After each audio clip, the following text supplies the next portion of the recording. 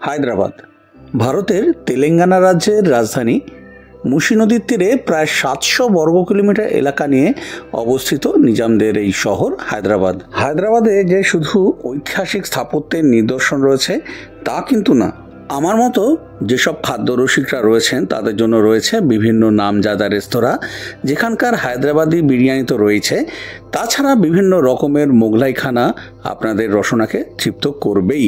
রয়েছে দারুণ দারুণ বেকারি, সেখানকার কুকিজ, বিস্কিটস, প্যাটিস, পেস্ট্রি তো রয়েছে, এছাড়া বিভিন্ন রকমের আইসক্রিম, জুস, আরও অনেক কিছু। হায়দ্রাবাদকে আবার সিটি অফ পার্লও বলা হয়ে থাকে। এখানে পাবেন বিভিন্ন রকমের মুক্তের সম্ভার, রয়েছে বিভিন্ন রকম পশু বিশিষ্ট দুর্দান্ত জু, দারুণ দারুণ মিউজিয়াম, এর বাইরে মহিলাদের সাজগোজের সামগ্রী থেকে শুরু করে মখমলি পোশাক কি নেই এই হায়দ্রাবাদে। রয়েছে বিশ্ববিখ্যাত রামোজি ফিল্ম সিটি, এছাড়াও রয়েছে অনেক দ্রষ্টব্য স্থান যা আমি আপনাদের সাথে নিয়ে ঘুরে দেখাবো। আর সেই সব কিছু দেখার জন্য আপনাদের অতি অবশ্যই থাকতে হবে ট্রাভেলরানি 0.3 এর সাথে। তা চলুন আগে দেখে নিই এই হায়দ্রাবাদে আপনারা কিভাবে পৌঁছবেন। ভারতবর্ষের বিভিন্ন প্রান্ত থেকে কিন্তু বিভিন্ন ট্রেন আসছে এই হায়দ্রাবাদ জাংশনে অথবা সেকেন্দ্রাবাদ জাংশনে, কিন্তু আমি খবর দেব কলকাতা থেকে যেসব ট্রেন আসছে এই হায়দ্রাবাদ বা সেকেন্দ্রাবাদে। কিছু ট্রেনের ইনফরমেশন আমি স্ক্রিনে দিয়ে দিলাম, কিন্তু আমার মতে সবথেকে ভালো হচ্ছে 12703 ফলকনামা এক্সপ্রেসে কলকাতা থেকে সেকেন্দ্রাবাদ পৌঁছানো। মোটামুটি কেমন কি ফেয়ার রয়েছে সেটা আমি স্ক্রিনে দিয়ে দিলাম। ভারতবর্ষের বিভিন্ন প্রান্ত থেকে এখানকার রাজীব গান্ধী ইন্টারন্যাশনাল এয়ারপোর্টে কিন্তু সারাদিন ধরে ফ্লাইট আসছে। কলকাতা থেকে মোটামুটি 4000 থেকে 7000-এর মধ্যে ফেয়ার ভ্যারি করে। যারা নিয়মিত ট্রাভেলরানি 0.3 এর ভিডিও দেখেন তারা কিন্তু জানেন যে আমি অত্যন্ত খাদ্যরসিক মানুষ, যে কারণে যখন আমি হায়দ্রাবাদ যাই আমি চুজ করি চিক্কাটপল্লি এরিয়াতে বাবুর্চি রেস্টুরেন্টের কাছাকাছি হোটেল নিতে। এবারও কিন্তু তার অন্যথা হয়নি, আমি একদম এই বাবুর্চি রেস্টুরেন্টের কাছাকাছি হোটেল এম্পেরিয়ার ক্লাসিকে রুম বুক করে নিয়েছিলাম। আমি মেঘমাই ট্রিপ থেকে বুক করেছিলাম, মোটামুটি আমার পড়েছিল পার ডে 1100 টাকা করে। এর বাইরেও কিন্তু আপনারা সেকেন্দ্রাবাদ স্টেশনের বাইরে বা হায়দ্রাবাদ স্টেশনের বাইরে নামপল্লি এরিয়াতেও কিন্তু অনেক হোটেল পেয়ে যাবেন, যার নন এসি রুমের ভাড়া 1000 থেকে 1200-র মধ্যে আর এসি রুমের ভাড়া 1500 থেকে 2000 টাকার মধ্যে। আমরা যে রুমটা নিয়েছিলাম রুমটা কিন্তু যথেষ্ট ভালো রুম ছিল, যেমন আপনারা দেখতে পাচ্ছেন। যদিও আমরা এসি নিইনি, নন এসি নিয়েছিলাম, কিন্তু রুমের কন্ডিশন বেশ ভালো ছিল, সব কিছু নিট অ্যান্ড ক্লিন ছিল।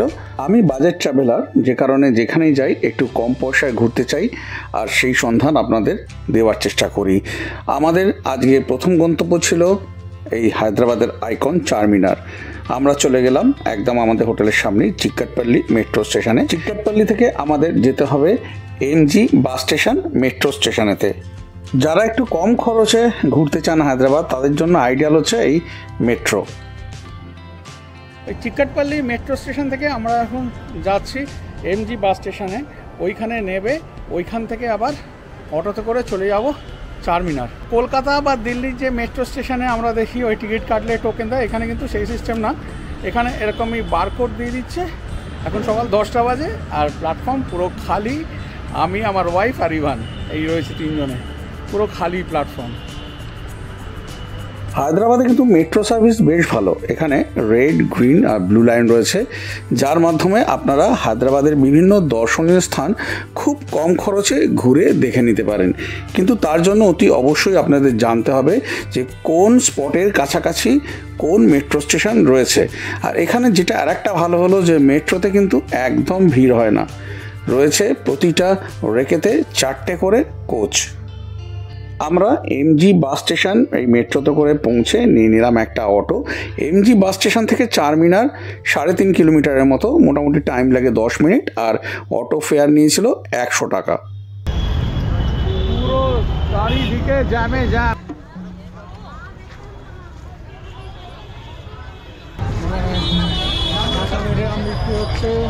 আপনার অটো বা গাড়ি আপনাকে যেখানে নামিয়ে দেবে সেখান থেকে মোটামুটি 150 মিটারের মতো হেঁটে গেলে কিন্তু আপনি চাক্ষুষ করতে পারবেন এই হায়দ্রাবাদের চারমিনারকে। মুশি নদীর তীরে এই অবস্থিত হায়দ্রাবাদে আজ থেকে প্রায় 400 বছর আগে কুতুবশাহী রাজবংশ রাজত্ব করত। এই কুতুবশাহী রাজবংশের পঞ্চম সুলতান মোহাম্মদ কুতুব কুলি শাহ এই চারমিনার নির্মাণ করেন 1591 সালে। 1590 সালে হায়দ্রাবাদে প্লেগ মহামারী রূপ নেয়। তখন কুতুব কুলি শাহ দোয়া করেন যদি এই মহামারী শেষ হয়ে যায় তাহলে তিনি একটি মিনার তৈরি করবেন যাতে একটি মসজিদ ও একটি মাদ্রাসা থাকবে। প্লেগ নির্মূল হয়ে যায়। সেই মতো 1591 সালে তিনি এই চারমিনার নির্মাণ করেন। প্রায় 7 লক্ষ টাকা খরচা হয়েছিল এই চারমিনার নির্মাণ করতে। এই চারমিনারের আকার অনেকটা বর্গাকৃতির, যার প্রত্যেক দিকে দৈর্ঘ্য 66 ফুট আর এক একটি মিনারের উচ্চতা 160 ফুট। গ্রানাইট, চুনাপাথর ও মার্বেল দিয়ে এটি তৈরি করা হয়েছিল। এই মিনারে 2টি তলা আছে। এর ওপরে যাওয়ার জন্য 149টি সিঁড়ি অতিক্রম করতে হবে। সিঁড়িগুলো বেশ ছোট এবং খাড়াই। তা চলুন এইবারে এর ওপরে উঠি এবং আপনাদেরকে দেখিয়ে দিই এই ওপর থেকে কেমন লাগছে এই চারমিনারের চারিপাশ।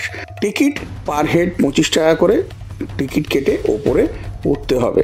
চারমিনার দেখাতে দেখাতেই আপনাদের বলে রাখি যে এই হায়দ্রাবাদে আপনারা কখন আসবেন।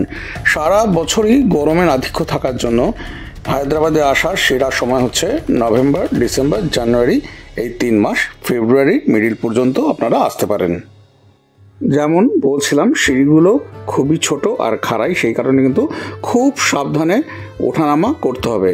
এই মিনারের একদম উপরে আছে একটি মসজিদ, সেটি কিন্তু বর্তমানে পর্যটকদের জন্য বন্ধ রয়েছে। আমরা তো চারমিনারের ওপরে উঠে গেলাম সিঁড়ি দিয়ে। এবার দেখুন চারমিনারের ভেতরটাই বা কেমন লাগছে আর এই ওপর থেকে চারমিনারের চারিপাশটা কেমন লাগছে, এই সব কিছু রইল আপনাদেরই জন্য। এখন যে মসজিদটা দূরে দেখতে পাচ্ছেন এটা হচ্ছে মক্কা মসজিদ। এটাও আপনাদেরকে আমি ঘুরে দেখাবো। আগে চলুন এই চারমিনারকে ভালো করে আমরা দেখে নিই। চারমিনার দেখে নিয়ে এরপর আমরা চললাম মক্কা মসজিদ দেখব বলে। কুতুব কুলি শাহ চারমিনারের পাশে আরেকটি মসজিদ নির্মাণ করেছিলেন, যেটা এখন আপনারা দেখতে পাচ্ছেন।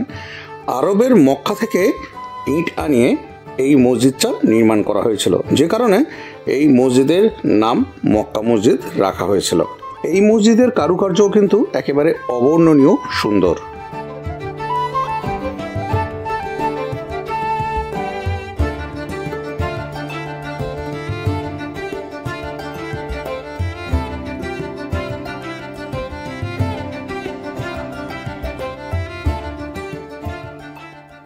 এই চারমিনার চত্বরে রয়েছে প্রচুর ফল বিক্রেতা। আপনারা চাইলে তাদের কাছ থেকে ফল কিনে নিতে পারেন। আমরা মক্কা মসজিদ দেখে বেরিয়ে এখান থেকে একটু ফল খেয়ে নিলাম। এখন যেটা দেখতে পাচ্ছেন এইটা হচ্ছে পান, সুন্দর করে ডেকোরেট করে রেখেছে। মক্কা মসজিদ থেকে বেরিয়েই তার অপোজিটে রয়েছে মিলন জুস সেন্টার। হায়দ্রাবাদে ঘুরতে গেলে কিন্তু এই মিলন জুস সেন্টারে যেতে কোনো রকমেও ভুলবেন না।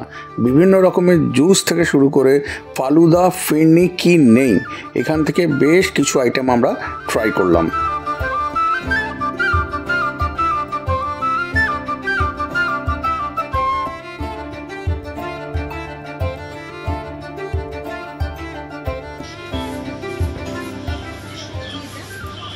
अंजीरेर जूस, এটা 80 টাকা দাম।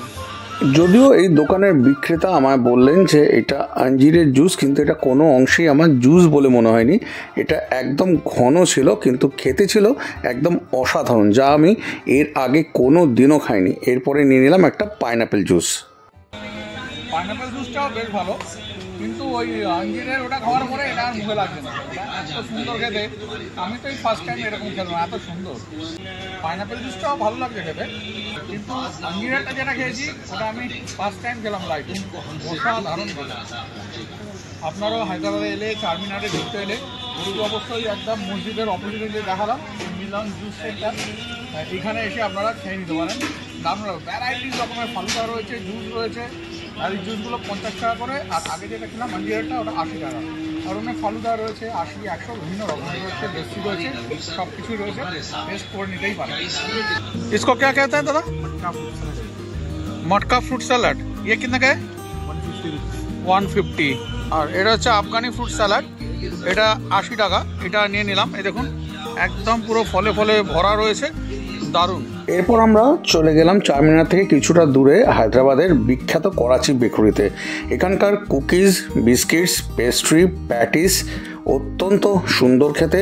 হায়দ্রাবাদে গেলে কিন্তু এই করাচি বেকারিতে যেতে কোনো রকমও ভুলবেন না। এদের কিন্তু পুরো হায়দ্রাবাদ জুড়ে অনেক ব্রাঞ্চ রয়েছে, যে কোনো জায়গায় আপনারা চলে যেতে পারেন।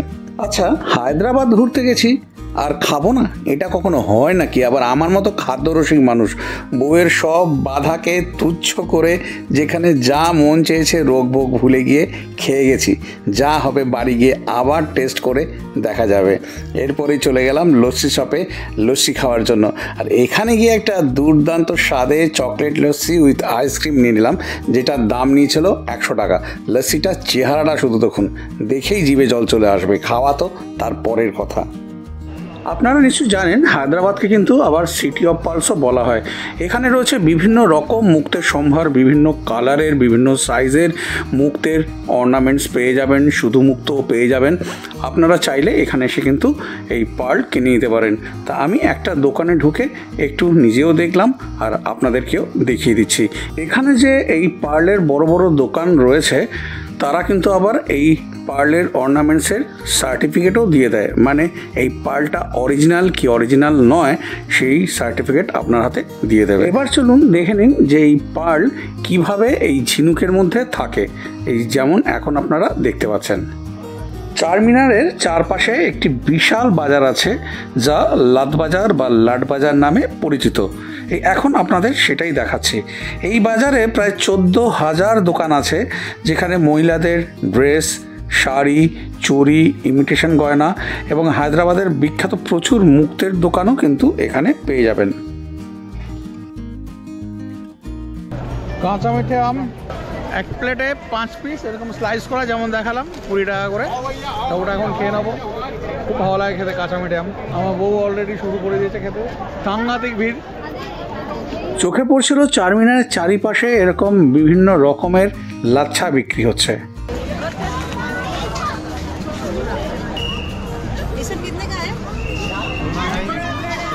চারমিনারের একদম পাদদেশেই রয়েছে শ্রী ভাগ্যলক্ষ্মী মায়ের মন্দির। খুবই সুন্দর এই মন্দিরটা। আপনারা চাইলে জুতো খুলে এই ভেতরে ঢুকে দেখে নিতে পারেন।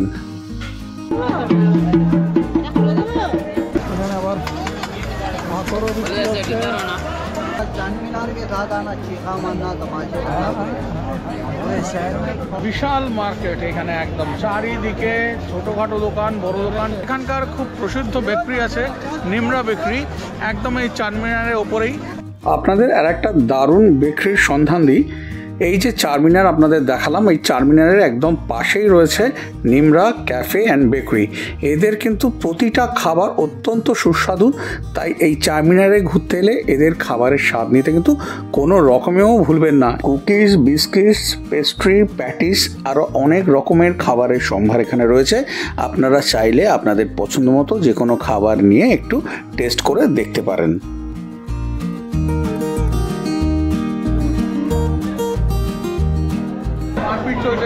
খাবার নেওয়ার জন্য আমি একটা পাইনাপেল পেস্ট্রি নিয়েছিলাম, যেটা খেতে একদম অনবদ্য ছিল। আর একটা কথা বলে রাখি, যারা চা প্রেমী তারা কিন্তু অতি অবশ্যই এই নিমরা বেকারিতে এসে ইরানি টিটা ট্রাই করতে কোনো রকমেও ভুলবেন না।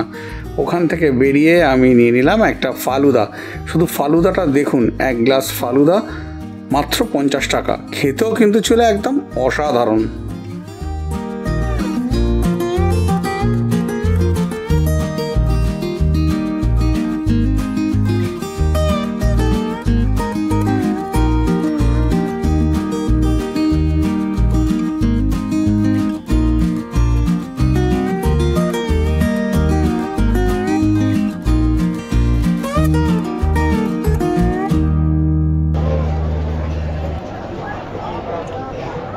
দারুণ খেতে।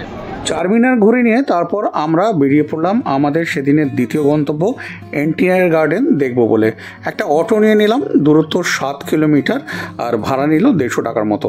এই এনটিআর গার্ডেনে এবারে আমরা প্রবেশ করব। টিকিট বড়দের জন্য 20 টাকা আর ছোটদের জন্য 10 টাকা, স্টিল ক্যামেরা 30 টাকা করে।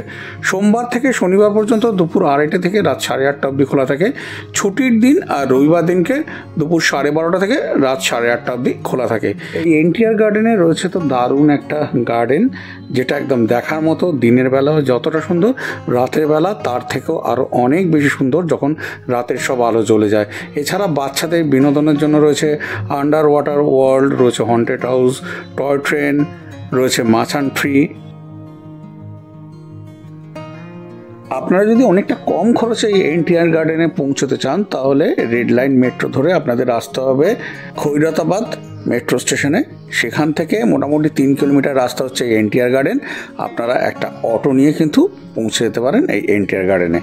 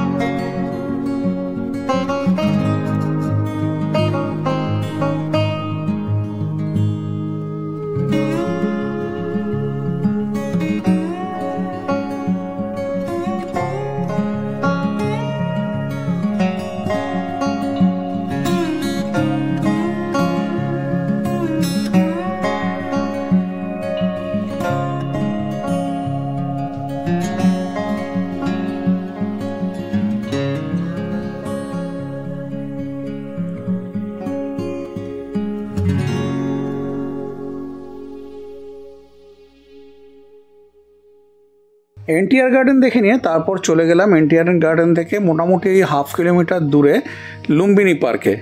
খুবই সুন্দর এই পার্কটা। এখানে ঢুকতে বড়দের 20 টাকা করে টিকিট আর বাচ্চাদের 10 টাকা করে টিকিট। এখানে কিন্তু ছোট এবং বড়দের বিনোদনের জন্য বিভিন্ন রকমের ব্যবস্থা রয়েছে। এই যেমন দেখতে পাচ্ছেন এখানে রয়েছে রিভলভিং টাওয়ার, এছাড়াও অনেক কিছু রয়েছে। আর হুসেন সাগরের পার্শ্ববর্তী জায়গায় অবস্থিত হওয়ার জন্য এখানে কিন্তু বোটিংয়েরও ব্যবস্থা রয়েছে, স্পিড বোটেরও ব্যবস্থা রয়েছে, আবার লঞ্চের মতো বোট রয়েছে, বিভিন্ন সাইজের বোট রয়েছে। আপনারা আপনাদের প্রয়োজন মতো এখানে বোট ভাড়া করে নিতে পারেন। আমরা 50 টাকা করে পার হেড হিসাবে টিকিট কেটে নিয়েছিলাম লঞ্চের। তাতে করে আমরা বেশ কিছুক্ষণ এই হুসেন সাগরে ঘুরেছিলাম।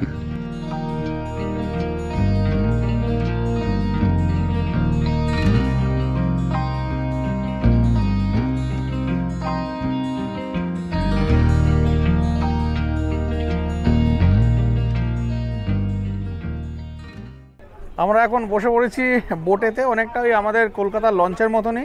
ওটাতে করে এই হুসেন সাগরে একটুখানি ঘুরবো। বুদ্ধর যে স্ট্যাচুটা আছে ওই স্ট্যাচু পর্যন্ত এরা নিয়ে যাবে, নিয়ে আবার ঘুরিয়ে নিয়ে আসবে। ওই মোটামুটি 20-25 মিনিটের জন্য চার্জ হচ্ছে 50 টাকা। এদিকে ইভান আছে, ইভানের মা আছে।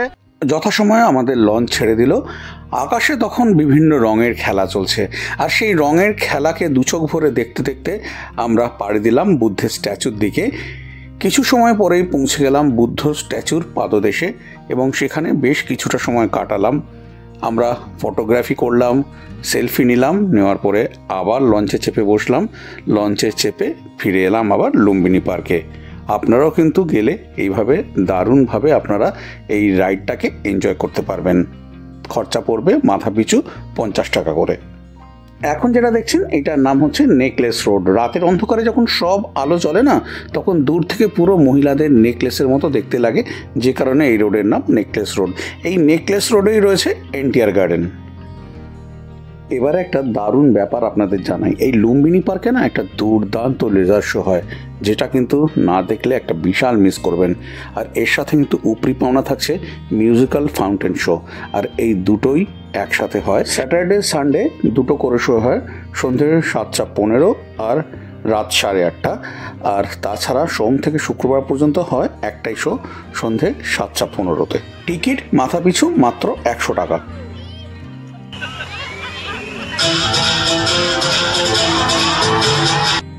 এই দুর্দান্ত লেজার শো আর মিউজিক্যাল ফাউন্টেন শোর একটা ঝলক আমি এইখানে দিলাম। এর একটা পুরো ডেডিকেটেড ভিডিও খুব তাড়াতাড়ি আপনাদের কাছে নিয়ে আসবো, সেখানে এই লেজার শোয়ে পুরোটাই আপনারা দেখতে পাবেন। আজ সকালে হায়দ্রাবাদে পৌঁছে যে হোটেলে উঠেছি সেই হোটেল আপনাদের দেখালাম। তারপরে দুপুরে একটু রেস্ট নিলাম, রেস্ট নিয়ে চলে গেলাম প্রথমে চারমিনার দেখে, তারপরে সেখান থেকে চলে গেলাম এনটিআর গার্ডেন, যেটা আপনারা দেখলেন, বেশ ভালো লাগলো এনটিআর গার্ডেনটা। তারপরে এনটিআর গার্ডেন থেকে চলে এলাম লুম্বিনী পার্কে। আর লুম্বিনী পার্কে তো বোটিংও করলাম, আর আশেপাশে যেগুলো আছে সেগুলো ঘুরে দেখলাম, সেগুলো আপনাদেরকে দেখিয়েছি। আর যেটা এখানকার অসাধারণ সেটা হচ্ছে লেজার শো, সেটা তো দেখলাম, আপনাদের সামান্য একটু দেখালাম।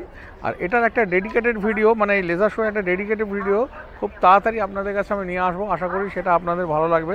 ওটাতে অনেকটা টাইম আপনারা দেখতে পাবেন। এখানে যেমন সামান্য আমি একটু হিন্ট দিয়েছি, সেটাতে অনেকটাই থাকবে। তো এই হলো ব্যাপার। আর এখান থেকে আর আজকে রাত বেজে গেছে এখানে 8টার পরে আর কোথাও যাওয়ার নেই। এখান থেকে যাব আমরা ডিনার করতে। আর কোথায় যাব সেটাও কিন্তু অতি অবশ্যই দেখতে হবে, ভিডিওটা এখানে শেষ হচ্ছে না।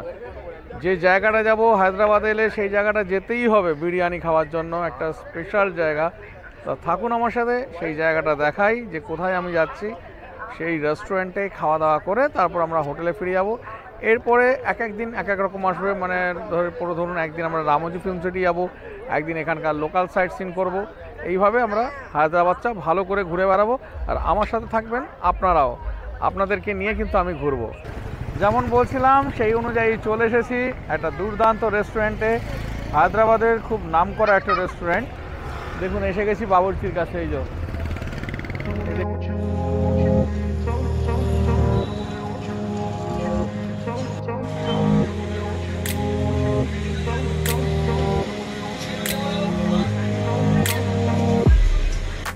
এই বাবুর্চির কিন্তু শুধু এই হায়দ্রাবাদি বিরিয়ানি না, এর সাথে যে কোনো মোগলাইখানা আপনারা নিয়ে কিন্তু টেস্ট করতেই পারেন। আমার অত্যন্ত পছন্দের এই বাবুর্চি রেস্টুরেন্ট। আমি যখনই হায়দ্রাবাদে গিয়ে স্টে করি এইখানেই খাওয়া দাওয়া করি। দুর্দান্ত এদের খাবার দাবার। এদের নন এসি সেকশনও রয়েছে, আবার এই এসি সেকশনও রয়েছে। আপনাদের যেখানে খুশি সেখানে বসে খাওয়া দাওয়া করে নিতে পারেন। চলে এসেছে আমাদের অর্ডার করা চিকেন তন্দুরি, বিশাল সাইজ। এই হাফ প্লেটের দাম হচ্ছে 200 টাকা। আর এদিকে হচ্ছে হায়দ্রাবাদি চিকেন, অনেকগুলোই পিস আছে ছোট ছোট। আর এদিকে রয়েছে বাটার নান। এই হচ্ছে এক পিস চিকেন তন্দুরির সাইজ। আর এই হচ্ছে বিরিয়ানি, চিকেন বিরিয়ানি এক প্লেট, দাম নিয়েছে 120 টাকা। এই হায়দ্রাবাদি বিরিয়ানি সার্ভ হয় এই যে গ্রেভি আইটেমটা দেখতে পাচ্ছেন, এটাকে বলা হয় মির্চি কা সালান, এইটা আর এই রায়তার সাথে। দুর্দান্ত খেলাম, দারুণ, মানে অসাধারণ চিকেন তন্দুরি। আমাদের ওখানে এরকম পাওয়া যায় না। আগেও যখন এসেছি এই বাবুর্চি বা প্যারাডাইসে খেয়েছি বাড়িতে গিয়ে, তখন খুবই মিস করেছি, বিশেষ করে বাবুর্চির তন্দুরি।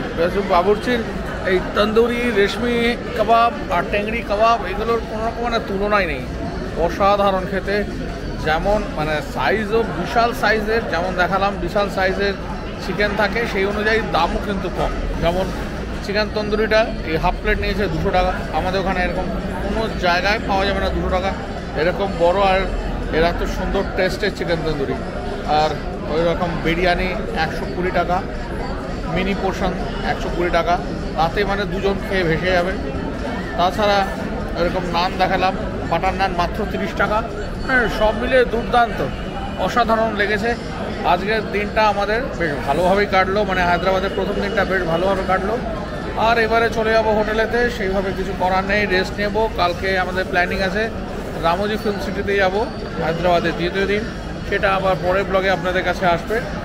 আজকে আর এখানেই ভিডিওটা শেষ করছি, আবার আপনাদের সাথে দেখা হবে পরের ভিডিওতে। ভালো থাকবেন, শুভরাত্রি।